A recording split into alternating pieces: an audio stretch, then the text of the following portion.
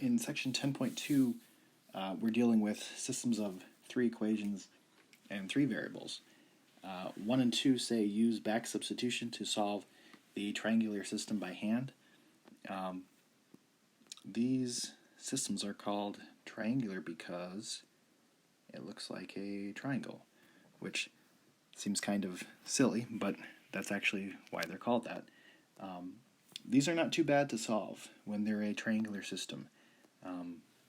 Coming up, we're going to be dealing with some problems that are not triangular, and our goal will be to make them triangular. But for this one, we already have the system in the triangular form, and all we need to do is back substitute, meaning I know what z is.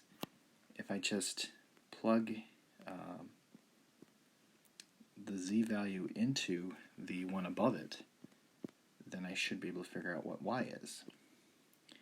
So y minus 2 is equal to 0, and if I add 2 to both sides, then y is equal to 2. So then once you have z and y, I can plug 2 in for z and 2 in for y in the top equation, and then figure out what x is.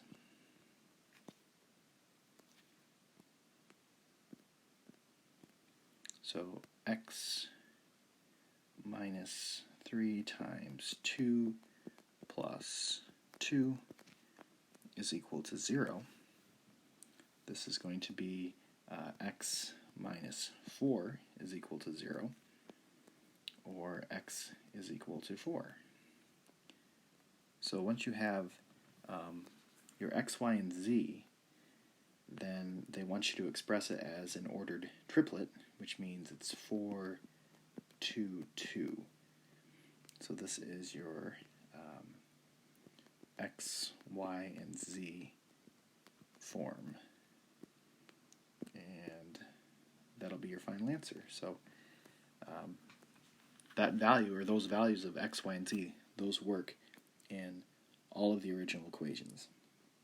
And again, it's called back substituting because we started at the bottom equation,